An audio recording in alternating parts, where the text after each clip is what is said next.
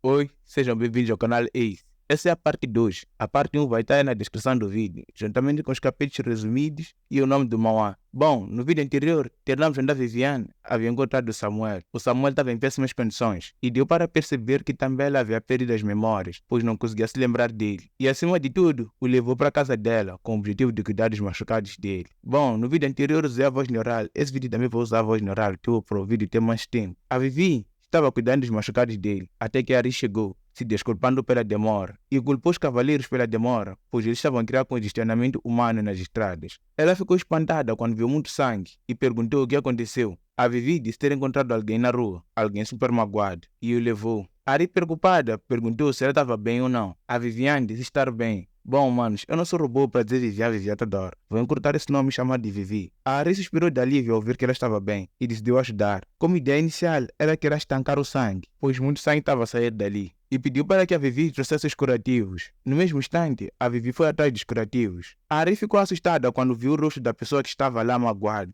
pois ela é a única com as memórias intactas nesse Mauá, e percebeu que era o Samuel. A Vivi voltou com os curativos, mas a Ari já não queria ajudar, mesmo com a insistência da Vivi, e ainda perguntou o porquê de ter trago esse homem. Ela queria deixar ele fora, não se importava se ele ia morrer ou não, mas o Samuel reuniu forças e chamou por ela, e pediu para que não a abandonasse. Abrindo os olhos, a primeira pessoa a ela ver foi a Vivi. O homem ganhou força de ficar sentado, e tinha certeza de já ter a visto antes, pois ele se sentia como se seu coração estivesse a matar saudades. Ele perguntou onde estava. A Vivi disse estar em casa dela, e que não tinha outro sítio para o levar, pois os hospitais estavam fechados e não tinha outra opção a não ser levá-lo até aqui. E disse para ele não se mover, pois as feridas estão graves demais. A Ari pediu para que elas fossem conversar em um lugar a sós. A Vivi aceitou, mas antes de sair o relembrou que ele não pode se mover. Já é um lugar a sós. A Ari disse para ele ficar longe daquele homem. A Vivi perguntou o porquê disso. A Ari mandou ela prestar atenção nas vestimentas que o homem havia vestido e disse que são roupas muito caras, que só os aristocratas e os da família real têm acesso a essas roupas, por estarem caras.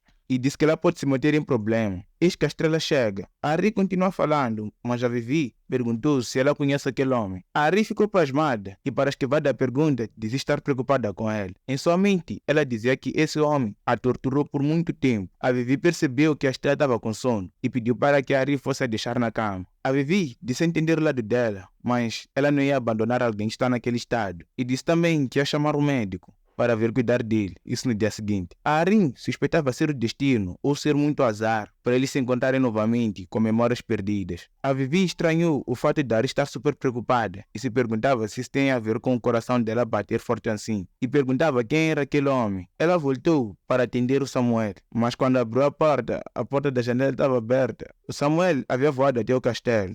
Todo mundo estava preocupado, questionaram se ele estava bem. O secretário apareceu e dizendo que o procuraram por todos os cantos, mas não o encontram.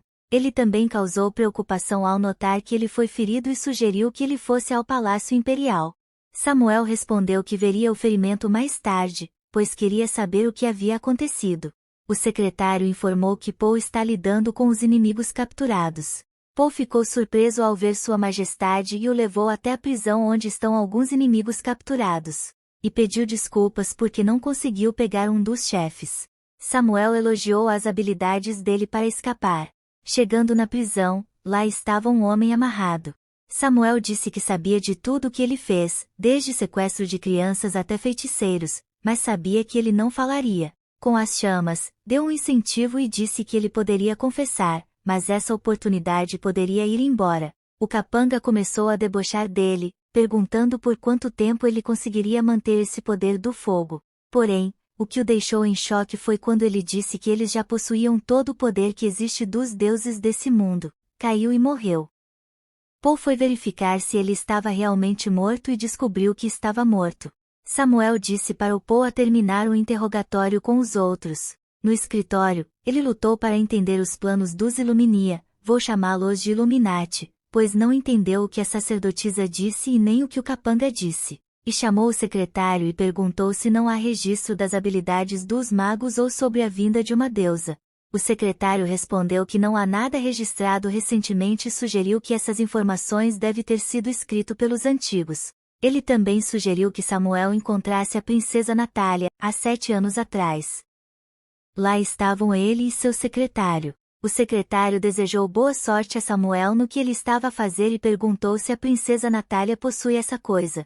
Samuel não tinha certeza e o secretário perguntou se ele iria agora ou depois, além de avisá-lo sobre os rumores e aconselhou-o a ficar longe de lá, pois ele vai muitas vezes, mesmo amando a imperatriz. O secretário, que vou passar a chamar de Nock, ficou espantado e disse em voz alta se Samuel pretende dar as boas-vindas à princesa Natália sem consultar a imperatriz. A Vivi ouviu tudo e saiu correndo, o mesmo Samuel pedindo para que ela parasse. Voltamos para a atualidade, ele se perguntava o que ele estava pensando. Eles tinham que ir para Isila, para o reino da princesa Natália, pois ela possui um livro de feitiços. O Nock disse que a princesa governa há 7 anos e disse que para obter mais informações, eles devem ir até lá, pois essas informações sobre a princesa Natália estão registradas. Samuel se perguntou por que eles precisavam procurar um livro de feitiços, mas nem o Nock sabia responder a pergunta. Ele sugeriu que entrassem em contato com a princesa. Sozinho, Samuel se perguntava por que não se lembrava da família Isila e por que o Nock não sabia. A cena corta para Vivian, que estava deitada e apreciando o cheiro do cobertor. Ela se perguntava quem era aquela pessoa, pois seu coração batia muito forte perto dele. Ela não queria se preocupar com esse tipo de coisa e também porque Ari disse que ela não deveria se estressar. E se lembrou que Ari disse que o pai da estrela vive na capital. Vivian queria encontrar o pai, pois ela tem um pouco de tempo de vida. Voltamos no tempo mais uma vez, ela está no hospital. O médico diz que ela tem uma doença chamada plumeria, que está se espalhando. Ele disse que, se ela tiver muita sorte, ainda poderá viver por mais 6 meses. A plumeria é uma doença incurável, que até alguns magos morrem dela. Após uma consulta, ela foi encontrar Ari e pediu para que a levasse até o marido dela, dizendo que seus dias estão contados. Ela não queria deixar a estrela sozinha. Voltamos para a época em que ela ainda era imperatriz, onde Samuel se despede dizendo que vai para uma festa na mansão da princesa Natália e a manda descansar. Ela pergunta o porquê, em mente suspeita que ele não a acha bonita o suficiente para ir com ela, ou que a Natália fosse mais bonita. Samuel disse que não era assunto dela. Ele também afirmou que não tem nada com a Natália, segurando no ombro dela, disse que Natália nunca entraria nesse castelo. O problema é que ele a visita no meio da madrugada. O homem deu um beijo na testa dela e foi embora, deixando-a sozinha. Bem, mano, eu entendo o motivo dele ser abandonado. Ele acordou e voltamos ao presente, memórias suas voltam em forma de sonhos. Ele ainda não conseguiu ver o rosto dela no sonho e isso o perturbava. E agora a situação se inverteu, ele é quem está esperando por ela. Essa obra volta muito ao passado e vai para o futuro, isso me complica. A cena corta para Vivi, onde ela e Ari, junto com Estrela, estavam procurando medicamentos, pois ele havia ficado doente no dia anterior. Mas Vivi não queria, pois ela já havia feito os diagnósticos. Ari disse que a situação é bem diferente e que eles terão que encontrar um médico para examiná-lo. Vivi descobriu que tudo isso era uma armadilha para levá-la ao hospital. Ari disse que o médico que vai examiná-la já trabalhou no Império e é super competente. Vivi perguntou como ela conhece um médico famoso. Ari disse que conhece muitas pessoas. Ari mandou esperar, pois ela tinha que cumprimentá-lo. Chegando na sala do doutor, ela o cumpriu. O médico a conheceu e a chamou de Lúcia, seu antigo nome. O nome do médico é Gillian, mas vou chamá-lo de doutor. Ele trabalhou no palácio e, por não ter conseguido curar a doença mental de Samuel, o imperador, ele abandonou o palácio.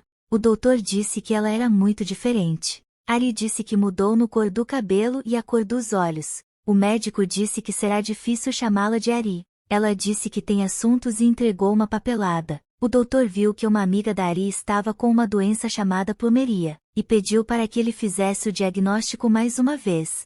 O médico disse para Ari que ele sempre se perguntou por que dela ter abandonado a própria vida e que tipo de amiga ela está seguindo. E disse que a amiga dela está sofrendo de uma doença sem cura e disse que os magos de memória são bem poucos. Ele não sabia se ia encontrar informações mesmo atrás. Com um tom para baixo, Ari disse que a senhorita Vivi está morrendo e o tempo dela está acabando a cada dia que passa. O doutor disse que, por ela ter dado à luz, a doença piorou e também por causa da habilidade dela. Ari perguntou que se não há uma forma de controlar a doença. O doutor disse não saber ao certo, mas ele deve a examinar para saber. Os dois saíram da sala. A Estrela se apresentou de uma forma super fofa, a Vivi também. O médico teve um flash, um pequeno déjà vu, e se perguntava o que aconteceu. E com um sorriso, disse ser um prazer conhecer e a mandou entrar no consultório. A Vivi, antes de entrar, mandou a Estrela se comportar e disse que voltaria em breve. Após entrar na sala, ela caiu. O doutor perguntou se ela estava bem. Em sua mente, o doutor disse que a ver sorrir o faz esquecer que ela está doente. Ela disse estar bem. Mas o doutor sabia que ela estava mal, mas admirava o fato dela suportar por muito tempo a dor e ajudou a se levantar. Depois de se sentar, ela disse que anda tomando analgésicos. O médico disse que ela está piorando tudo e disse para usar os medicamentos corretos para conseguir melhorar, mesmo que seja um pouco.